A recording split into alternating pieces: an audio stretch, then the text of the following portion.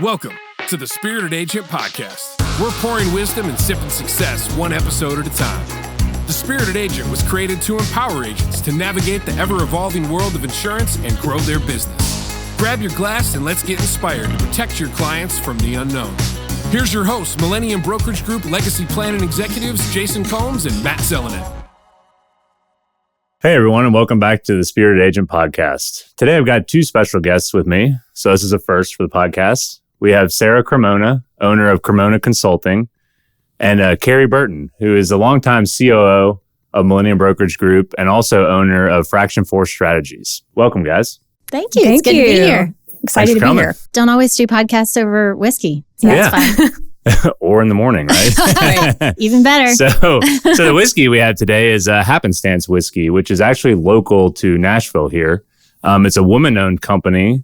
And I think you know a little bit about, you've met the owner. Yeah, I met the owner. We both were involved in the Entrepreneur Center in downtown Nashville. And she introduced herself as, this bourbon company owner where she wanted to make sure there was something in the market out there that was more palatable for maybe a demographic like women. Yeah, I noticed, I was checking out their website. She has a really cool bottle. And the website's really cool, but it said, I think that they noticed there was a 40% demographic of women drinking whiskey. And so that's why she started this. So yeah, you guys want to give it a little taste? Absolutely. It smells and looks nice and light. Yeah, it does. That's actually really good. It is. Nice I would say it's very light. Yeah. It's like very vanilla, caramel, kind of your basic whiskey notes and a very light, enjoyable palate. And we're drinking it neat. I like a little, like one ice cube in it. That kind of softens it a little bit. But yeah, it does. A couple drops. I meant to bring my water dropper. That always softens it a little bit. I like the aroma. I could have used a little, but I actually thought it's very light and easy to drink. And that's the whole kind of story. So she's cool. Sera, so, go into what you do on a day-to-day basis with Cremona Consulting and kind of just, walk me through.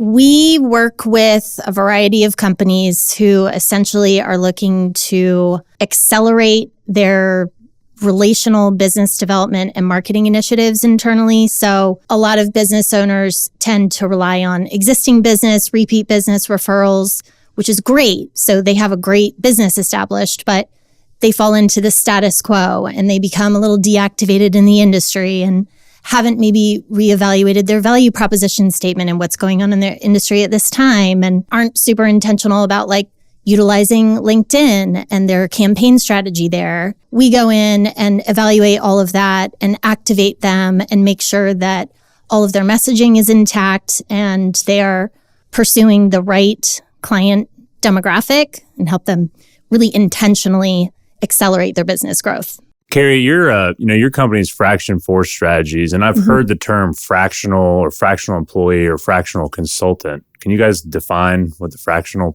portion of that is? Fractional really just means part-time, really. There is a portion of what I do that is what I would consider consulting. There's also a portion that is a lot of execution. So the fractional roles tend to do some of the advising, but then they're also integrating with the team and they're executing with the team or for a leader. A fractional CFO is like a part-time CFO, what you would think of a CFO doing. Certainly the smaller they are, I'm doing a lot more tactical things. I may be helping with insurance audits or I'm helping set up their payroll system. As you get into more of the larger space, they a lot of times have a team that might be doing that, but maybe they still don't need a full-time COO. So there I live more in maybe the strategy and then looking at those and saying, okay, who internally do you have?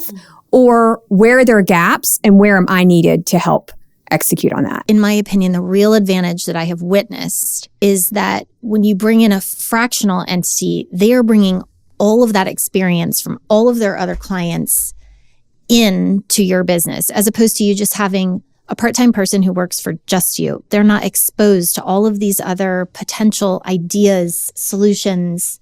They haven't witnessed all these other things. I think that's what people have understood about working with someone fractional.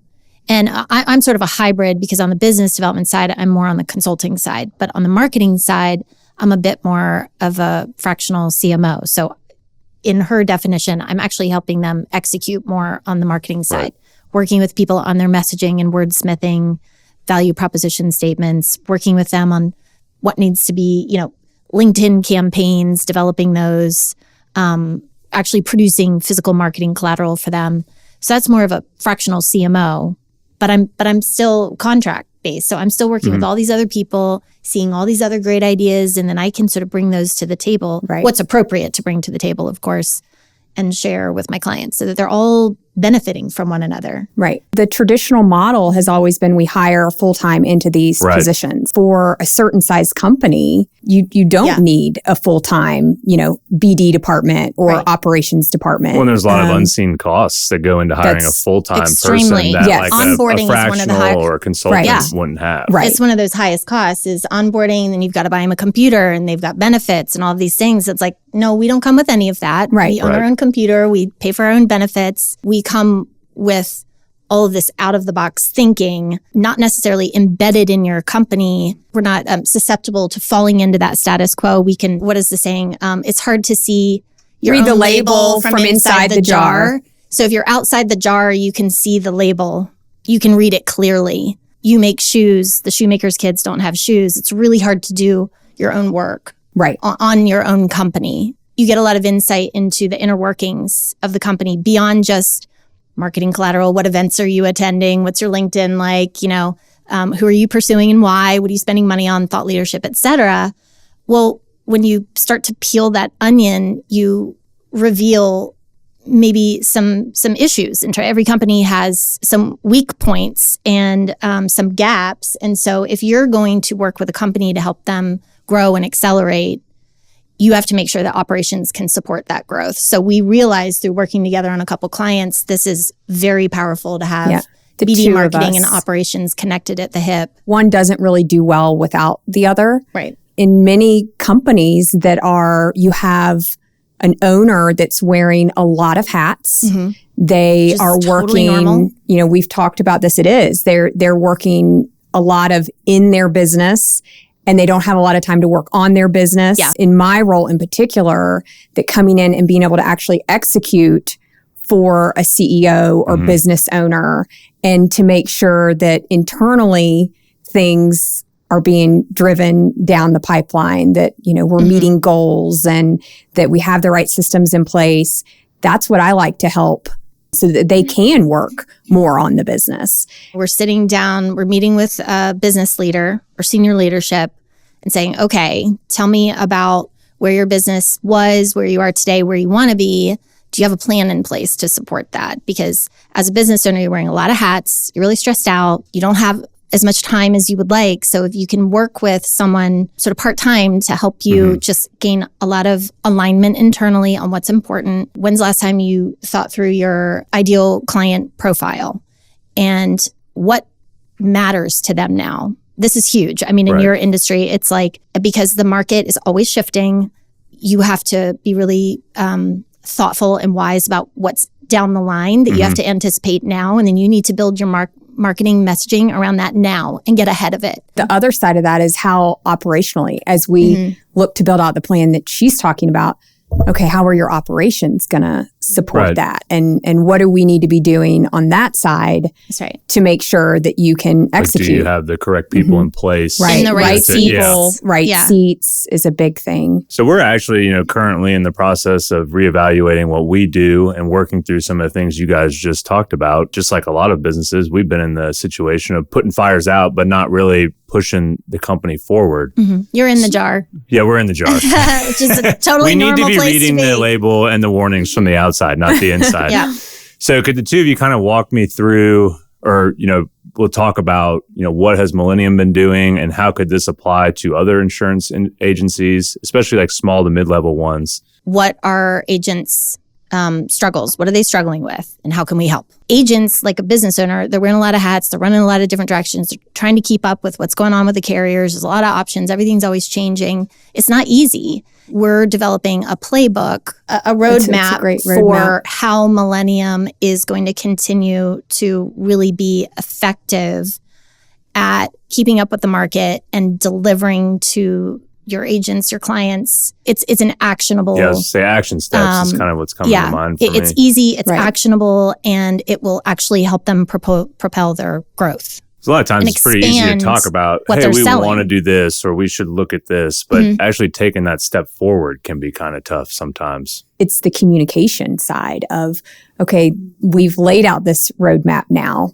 We have this kind of strategy in place, and then communicating that, not just to, the agents and externally and our sales team, but also that our internal operations support have everything running here, that they know what these goals, what's laid out here. So making sure that everyone is on the same page is really important. And I think the other thing is just being really consistent, having everyone that works with Millennium be really consistent about what they're delivering and how they're following up, and always touching their clients and really just, having that real relationship with them. It's all about relationships. I think I bought my life insurance, it was like in 2008. I still have it. I'm totally underinsured, but that's because the agent who sold it to me, I have never heard from them. It's very common, yeah. I feel like I just fell into a void. So that company clearly doesn't have a CRM system. They don't have a playbook in place. They're not following any guidelines. They could have sold me all sorts of other insurance. They could. I definitely need more insurance now. Just doing a review. So who's going to do that? I don't know. Like, somebody call me. There's a lot of opportunity to differentiate yourself by controlling what you can control. Because a lot of people, like I said, they just kind of fall into the status quo. They get a little apathetic about their initiatives. And so I like to work with businesses on helping them, all right, snap out of it. Let's run through the drill. Is the drill working? And if not, let's get you activated. Let's get you organized, and let's get you armed with the right materials in really thoughtful ways so that you can feel confident being a consultant and staying on top of communicating with your clients. That sounds like, well, am I going to have to hire someone to do all that? Not necessarily. And that's not the case in most cases. You don't need to. You can look at your internal operations and what you're currently doing, and a lot of times streamline a process or two, simply putting a roadmap in place and a strategy of, 1, 2, 3, 4, a process can easily be executed. To me, it sounds kind of like an internal rebrand. Like you're not changing the exterior of the company, but you're reworking the interior to be more efficient. There's a lot of expertise in-house, and you've got a lot of younger potential business development ambassadors that you can groom.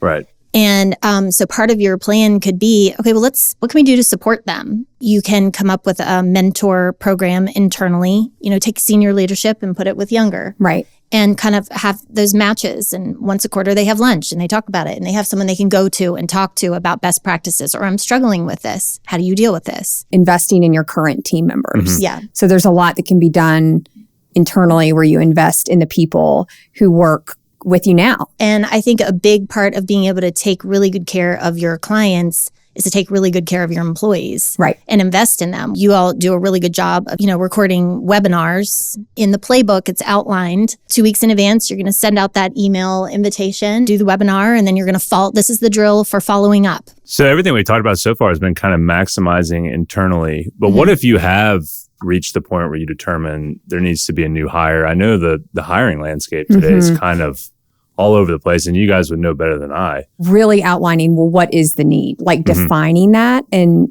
really understanding, is this a full-time need? Is it a part-time need? Is it a contractor that we need? Also evaluating, if they haven't made a hire in a while, what does this process look like? What is your hiring process? And do we need to evaluate that? Because as you onboard someone, that's their first look at the company. You are setting the stage for that company culture, what they're to expect. And so making sure that all of that is in alignment is really important. And then it comes down to, once you have, you have the structure in place, you're ready to onboard, you have your hiring process down, the job that you're hiring for. It goes to, okay, how do we recruit for this? Right. Yeah. Where is the proper place? And there could be a variety. It could be that you don't post anything online, right? It could be word of mouth for certain positions. If it's a contractor you're looking to hire, that's certainly where Sera and I can be of a lot more help because one of the things we try to do is if we have a client that has a finance need and needs a fractional CFO, Right. we know a lot of fractional CFOs. And so bringing them in to meet with the client to say, okay, here's maybe one or two that we would recommend. We want it to be a good fit for you, and you interviewing them. So it really depends. How you hire really depends on what the need and is. so I was going to say, Kerri's really good at helping a company evaluate what they need and helping them sort of recalibrate and right size their thinking around HR. If she can help a client to understand, I don't think you need to hire someone full-time for this. I think you can delegate some things over here knowing what they do. I think you can automate some things over here. And then I think we can outsource, get a contractor in here to help us with these items. And let's do that for the next 6 months and see where we are. Business development marketing requires somewhat of a budget. Right. And so I've realized by working with her, she's going in there saving the client money. And then we're able to reprioritize what they can do with those funds and say, we have a little bit more of a budget for your business development or marketing initiatives. I think you're in a better position now to be able to revamp that website that you've been talking about. Let's look at your P&L. What are you spending on rent right now? What are you spending on your payroll system? So we get It's very unbelievable granular. what you're uncovering. There's usually some savings because things have just they work. And so businesses tend to continue to do what's working because it works. But sometimes it's worth a step back to say, hey, could we make it a little more efficient? Could we save a little bit more money? Do we need to shift our funds? Could we save some money here? We need to spend a little bit here. Does that make sense? So that's one of the things that I really enjoy doing and diving in on the front end. P&L is relevant on my end because if you're looking to identify, okay, who are we going after and why? Let's start with your numbers. Yeah. Let's start with your data. Where are you most lucrative? What is most profitable? And then what do you enjoy the most? What are you the best at? Where can you provide the most value? Are all considerations. Some start to outweigh others at times.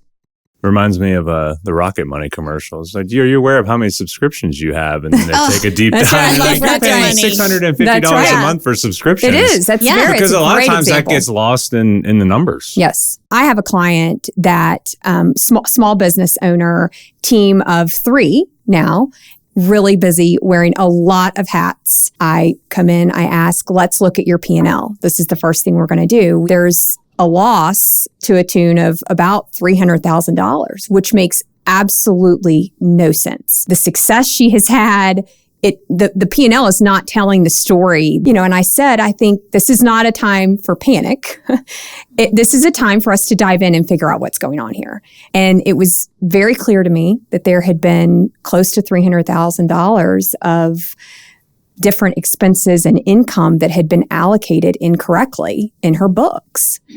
And there had not been the oversight there because she is busy. She's running her business. Things are going well.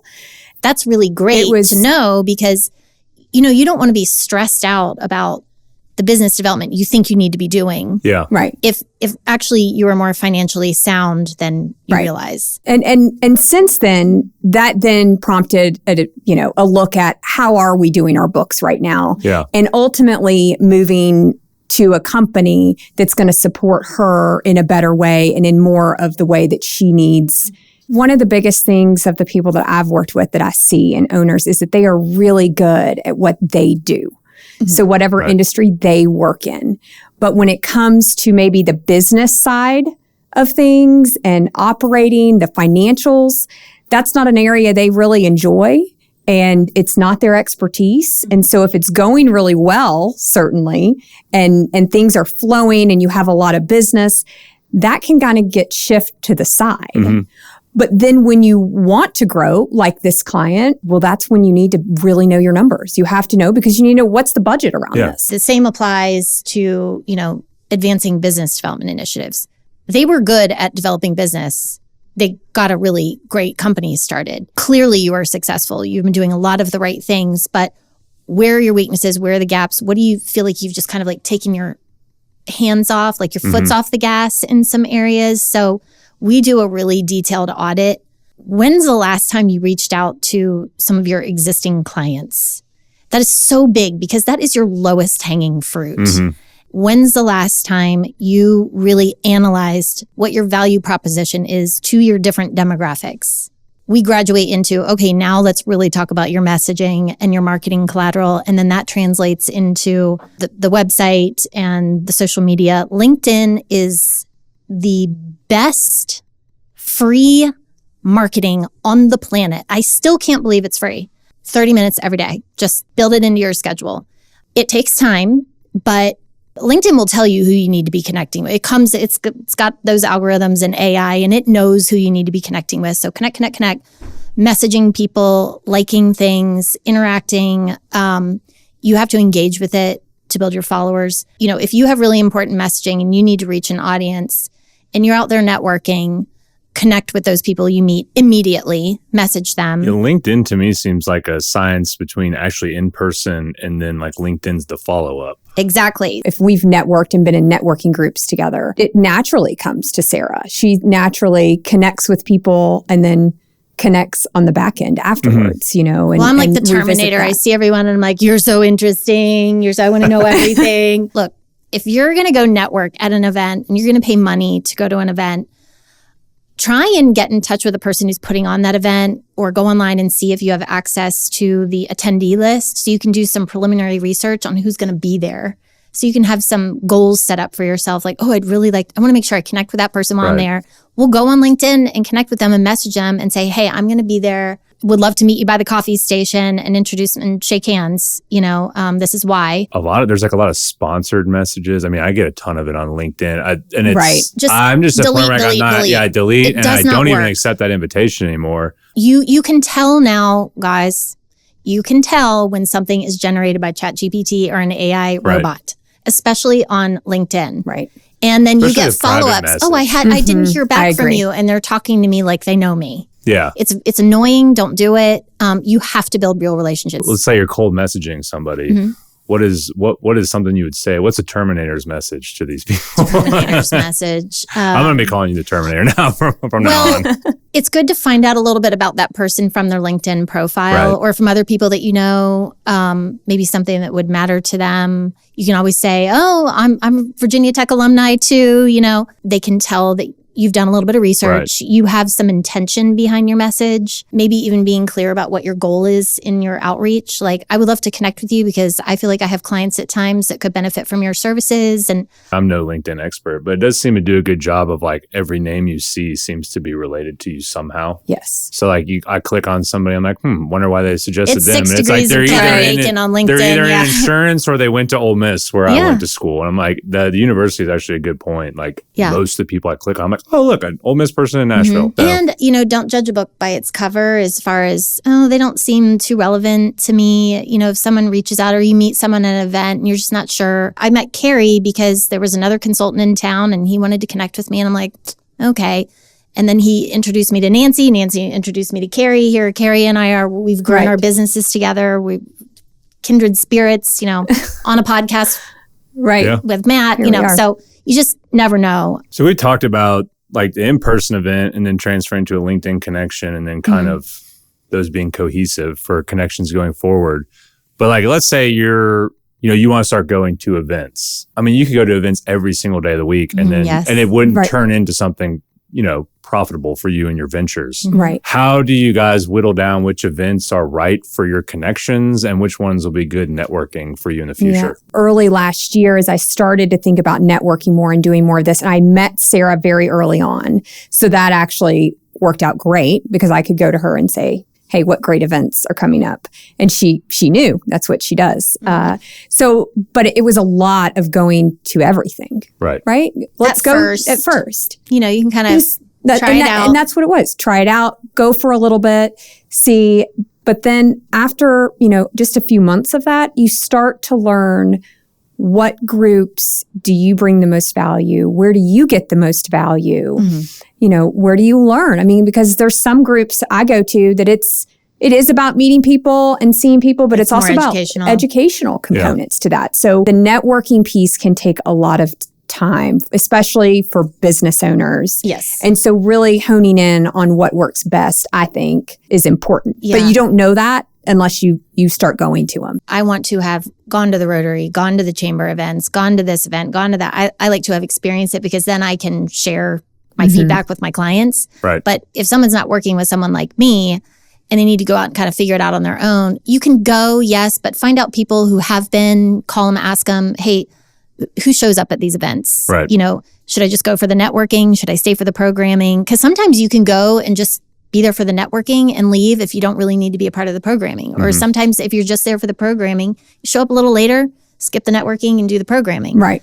You do a really great job of finding the events in town and certainly in our area. Sometimes you just need to latch on to someone who knows all of that. Someone who's just a connector, a social butterfly, someone who is just involved in everything, and just call them and be like, hey, I want to get back out there, but I need to be thoughtful about it. I only have so much time, asking questions, getting some feedback, helping that to guide them. Start there. I reach out to, before I go do anything new, a new conference or whatever, I'll reach out to the person who runs that organization and say, send me your membership list. If I can get access to it, send me your attendee list from this last event last year so I can look it over and I have an idea. If you are going to get really involved in certain organizations and invest in membership, and you're doing it primarily for the purposes of developing relationships, I strongly recommend being a part of the committees. Your company's going to have a lot more brand transparency. You're going to have access to a lot more information, a lot more people. You're going to be relevant to a lot more people. You're in a position to help others. And it's also important to think about the progression of events with, we'll call them your target client. Maybe you start off with just having coffee. You're not going to go straight to the dinner date or straight to and just inviting their whole team into your office. You're going to start with a coffee meeting and really get to know each other, that rapport. People want to do business with people they like. We've all heard that. And then with people they trust. And then they're going to want to do business with you. I have always just felt the need to first find out how I can help them and not talk about what I would like ideally to get from them. Right. I think is really important. Right. So like I said, asking lots of questions, Mm-hmm. leaning in. If you feel like they're really interested in, a question that you've asked them and they have a lot to say about, lean in on it more. It's probably going to lead to something where we have this in common, or I can really help you with this, or I have some thoughts on this, or I could introduce you to Kerri or Matt. I think they could really help you with this. So you approach everything like, how can I provide value? Yes. And then the value will absolutely come. Yeah. 100%. That makes complete sense. Because a coffee date at that point is going to turn into a lunch date. And then they go, you know what? This is awesome. I really want you to meet the rest of my team. Can we bring you in? Or can you come in? Or can you send me more information about this? I want to run it by my boss or whatever. I think in today's age, people are very sensitive to salesy people. Mm-hmm. Everybody would prefer to order stuff online. So when you come in with the sales pitch off the bat, you're looked at as very aggressive, like, I'm going to write this person off. And but if you come in with the value, it's like, this person's trying to help me. Now I feel like I want to help them because they've done something for me.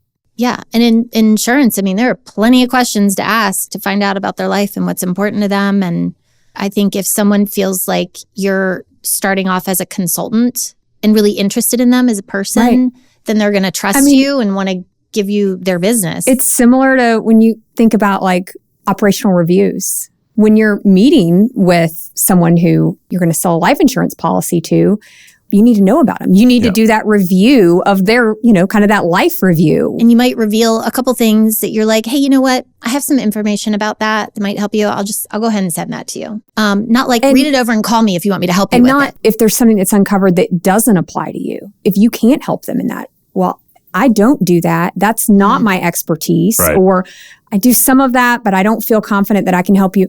Knowing who to send them to and get them to the right place. Like that for me with any client I work with is really important. Right. I always think knowing the experts is more important than being the expert.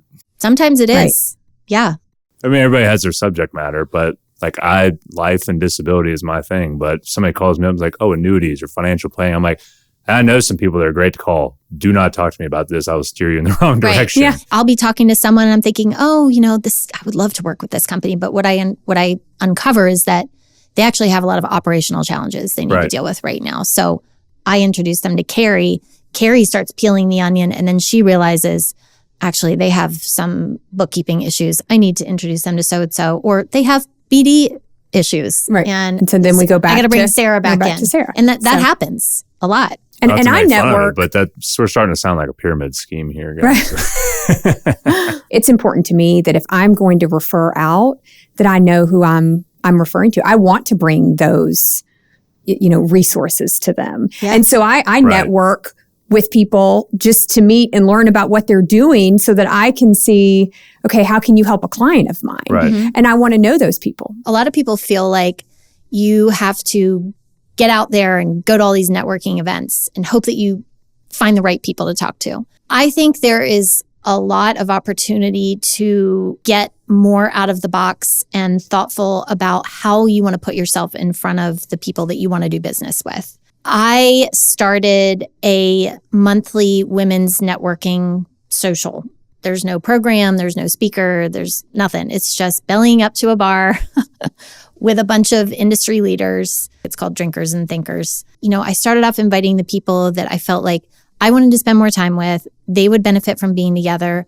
And then as I meet someone, I'm like, okay, you would fit. This would be good. And then it just got bigger and bigger and bigger. I love supporting women, but I also can use it as a platform for my clients to leverage. Right. So now I have this networking platform that I am in control over, that I can say, Matt and Kerri, who from Millennium do you want to get in the room that you think would enjoy this, benefit from this, and that you would like to spend more time with?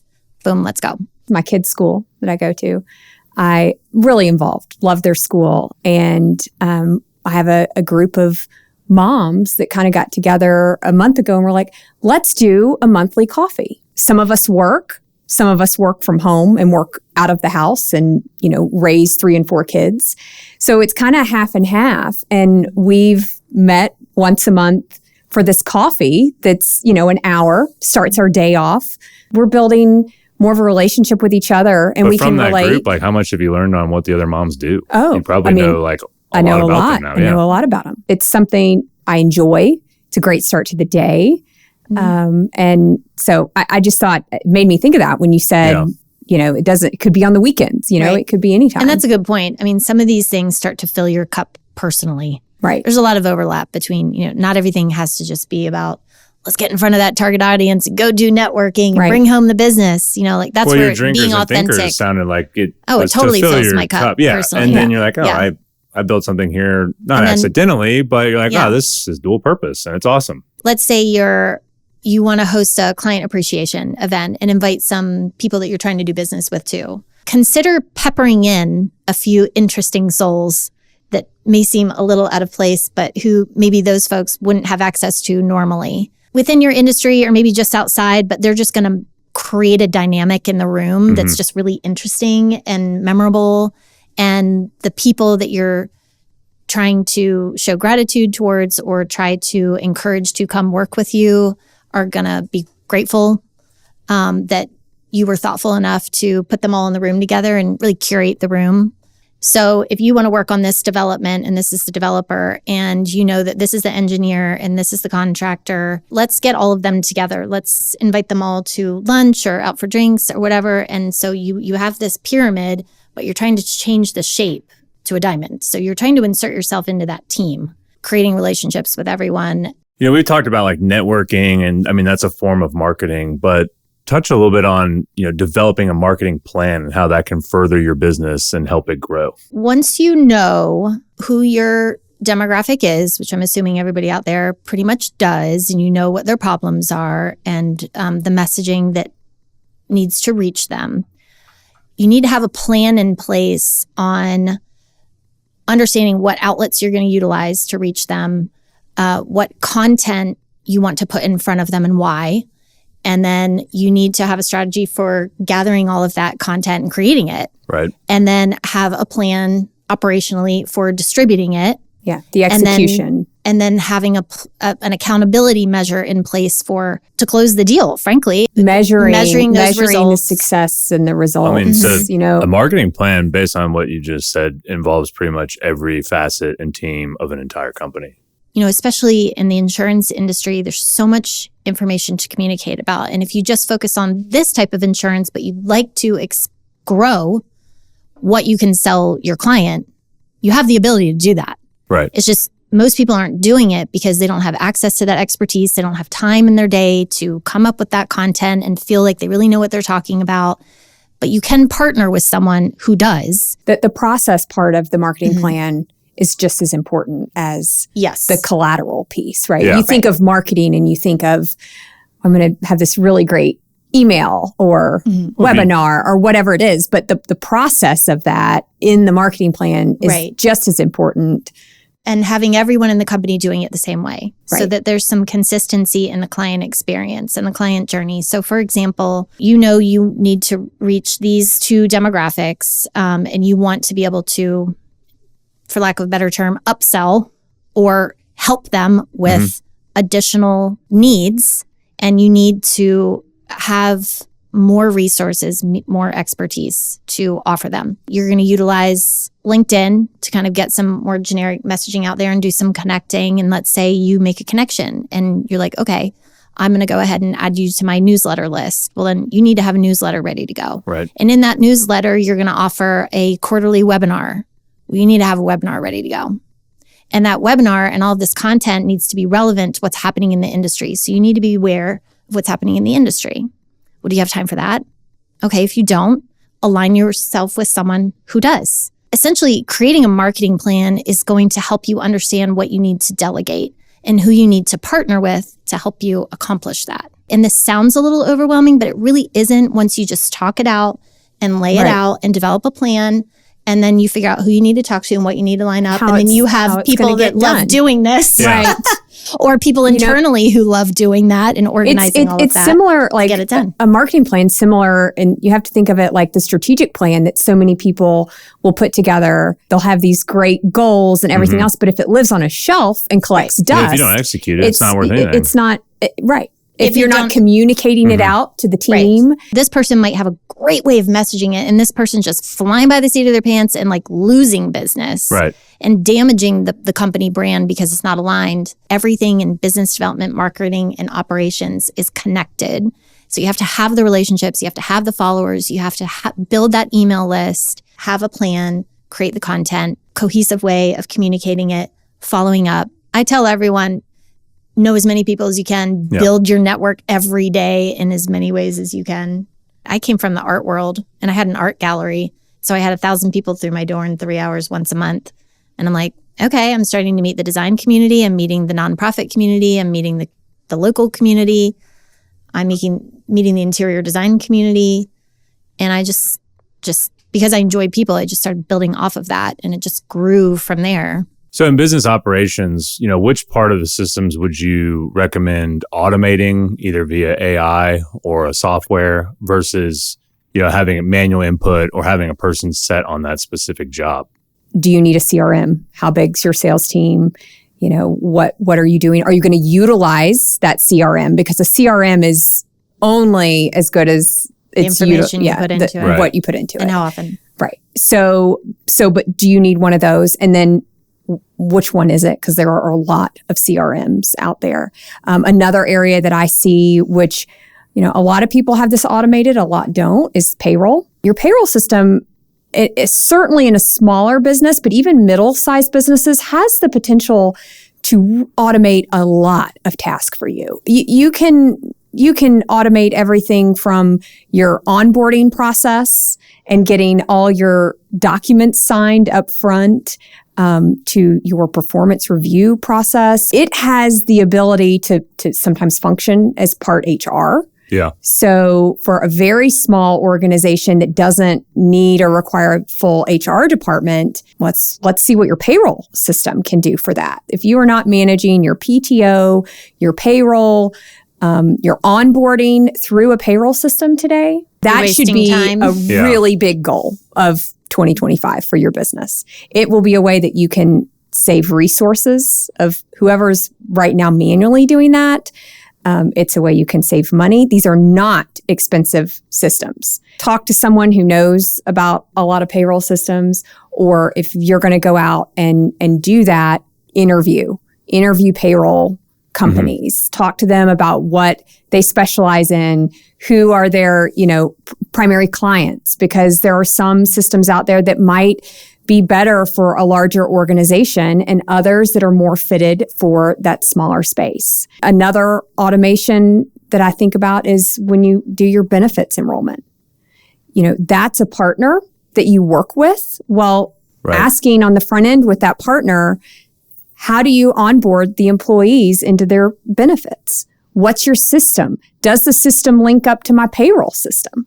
Like, these are all things that should be easy. Otherwise, someone is manually entering that into the system, which leaves what? Room for error. Yeah, you brought up a really good point. It takes up time. There's so many companies that now are out there to help you work within your company.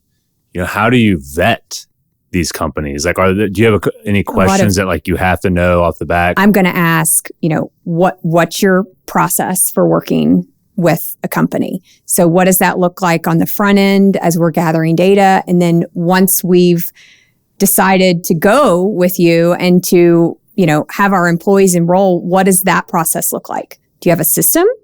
Or are we doing this on paper? Because there are people out there doing it on paper. I'm not looking for the paper. I want someone who has a system in place that we can work on and that we can have the employees work through. And ideally, that will then speak to the payroll system. So every year when those benefits change, when the deductions change, that's just going to speak over to that system. Really understanding what your needs are as a business and what your employees are capable of is really important. A client that I've had an example, before I came and was involved with this client, another consultant had come in, put in this really amazing system, project management tool. It does a great job. But what that consultant didn't account for was, how are we going to get the employees to adopt the system?